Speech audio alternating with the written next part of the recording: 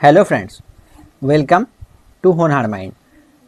चलिए, जैसा कि अभी हम लोग करते हैं सैटरडे संडे को आरआरबी एनटीपीसी का जो प्रीवियस ईयर का क्वेश्चन का डिस्कशन, उसी सीरीज में आपको सारा मैथ सबसे अच्छा कंपाइलेशन मिलेगा। कहाँ पे?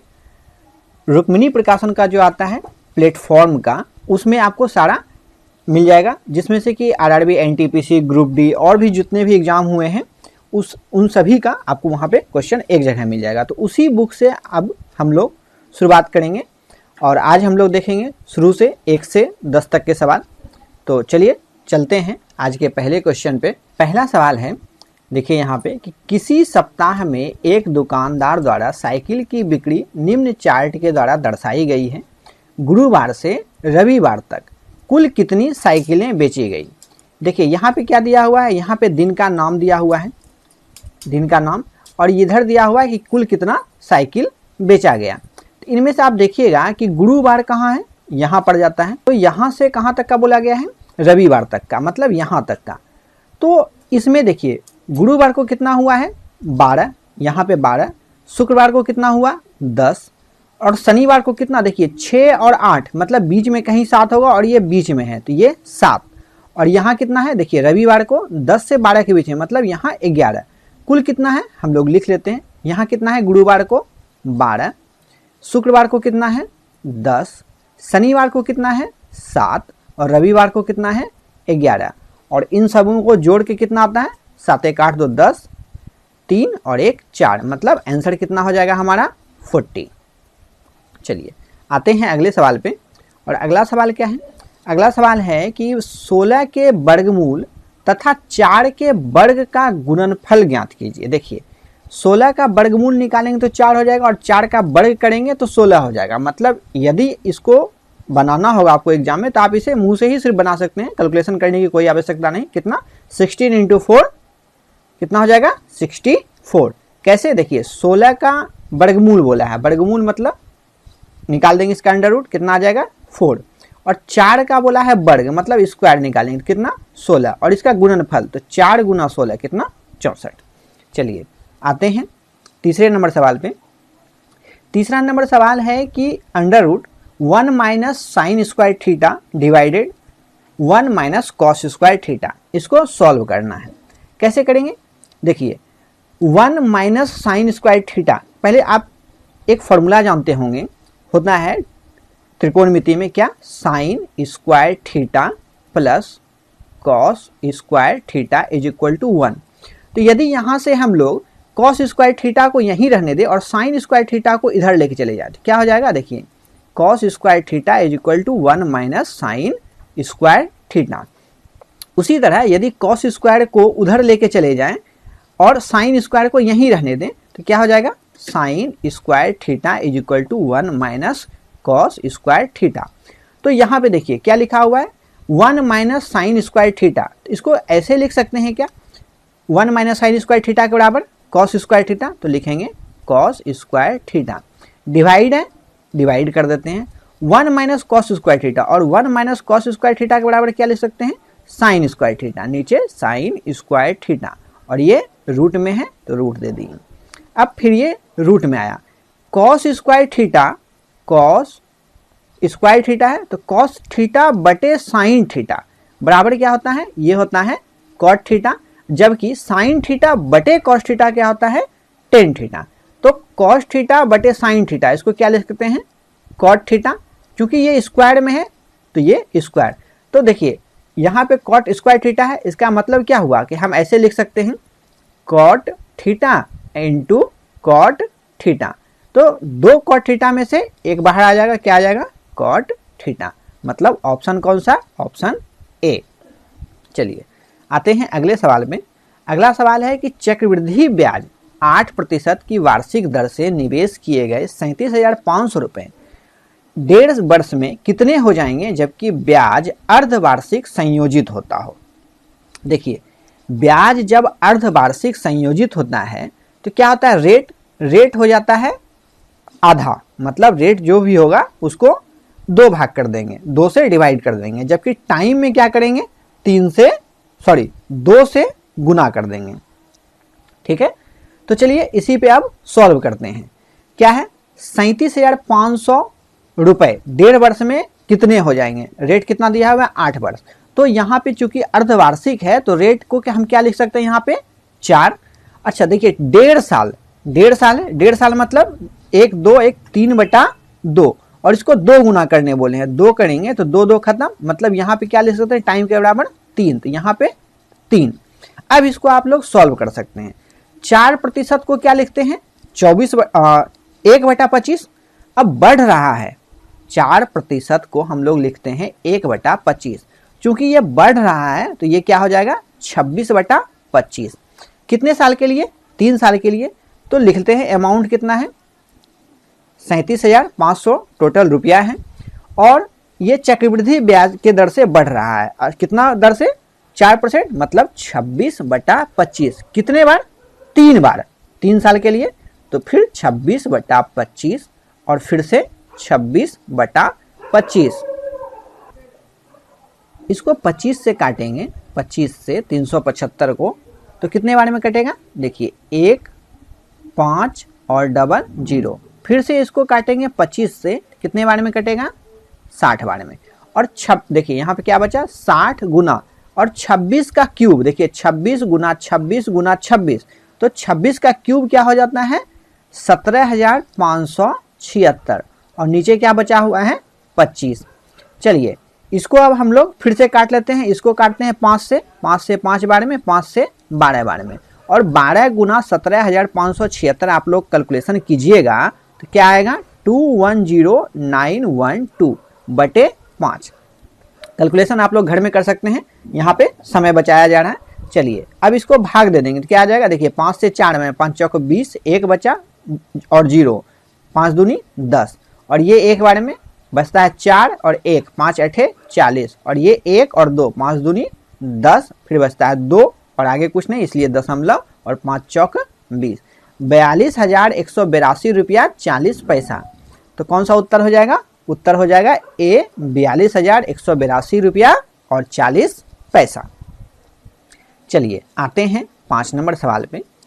5 नंबर सवाल है कि कॉट ए बराबर 12/5, तो साइन ए बराबर sign A plus cos A और गुना कॉसेक ए। देखिए सबसे पहले तो आपको फॉर्मूला याद होगा क्या, कॉट थीटा बराबर क्या होता है B/P, ठीक है। और इसी का मान क्या दिया हुआ है 12/5। अब देखिए आपको बेस पता है, परपेंडिकुलर पता है, तो इससे आप कर्ण निकाल सकते हैं क्या।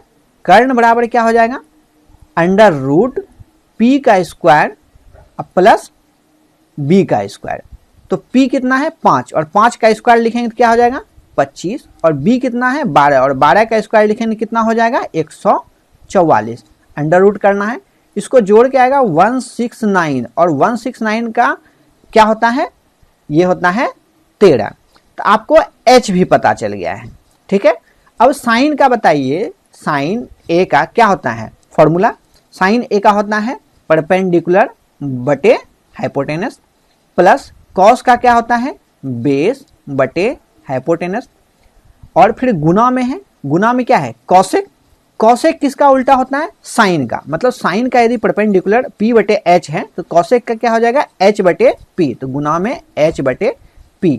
अब सारा वैल्यू आपको पता है, आप यहाँ पे रख दीजिए तो क्या हो जाएगा वैल्यू, देखिए P कितना है 5 और H कितना है 13 प्लस B कितना है 12, H कितना है 13 और गुना में क्या है H कितना है 13 और नीचे P है 5। चलिए इसको सॉल्व करते हैं, कितना हो जाएगा देखिए 13 का एलसीएम क्या आ जाएगा 13 ही होगा, लेकिन देखिए ऊपर में क्या है नीचे 13 है, सब एक बार से ही कटेगा तो 12 और 5 कितना हो जाएगा 17, लेकिन गुना में 13/5 और 13 खत्म तो बराबर 17/5। चूंकि यहाँ पे आपको फॉर्मूला बताया गया है तो यहाँ पे टाइम लग रहा है, लेकिन जब आपको फॉर्मूला अच्छी तरह से याद होगा तो आप इसे मन ही मन में कर सकते हैं।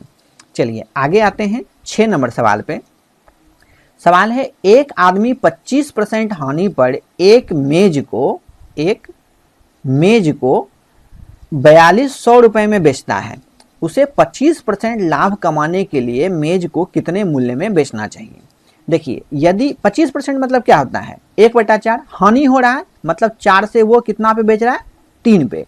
लेकिन क्या बोल रहा है, 25% का लाभ चाहिए। ठीक है, तो 25% का लाभ कैसे मिलेगा उसको, जब 4 से बेचेगा वो कितने पे, 5 पे, और 3 का मान दिया हुआ। देखिए 25% की हानि पर मेज को 4200 में बेचता है। 25% का हानि कौन सा है, ये, और इसका वैल्यू कितना दिया हुआ है, 4200। और 25% का लाभ के लिए कौन सा बेच रहा है, 5 पे। तो 5 बराबर क्या आ जाएगा, देखिए इसको लिख सकते हैं 4200/3 गुना 5, तो ये कट जाएगा 1400। और 1400 गुना 5 कितना होता है, 70 और 00 मतलब 7000, ऑप्शन सी। चलिए आते हैं अगले सवाल पे। अगला सवाल है कि दो स्थान ए और बी के बीच 300 किलोमीटर की दूरी है। दो स्कूटर यात्री ए और बी, पहले तो दो स्थान बना लेते हैं। देखिए ये है, एक स्थान है ए और एक है बी, इसके बीच की दूरी कितना है, 300 किलोमीटर, ये पूरा यहां से यहां तक। अब आगे क्या बोल रहा है कि दो स्कूटर यात्री ए और बी एक साथ एक दूसरे की ओर बढ़ते हैं, मतलब एक इधर से बढ़ रहा है, दूसरा इधर से, दोनों एक दूसरे की तरफ। 2.5 घंटे के बाद उनके बीच की दूरी कितना रह जाता है, 25 किलोमीटर। मतलब यहां से जब चलना शुरू किया, ये यहां पहुंचा और ये यहां तक पहुंच गया, और ये जो बीच की दूरी है, ये दूरी ये कितना है, 25 किलोमीटर।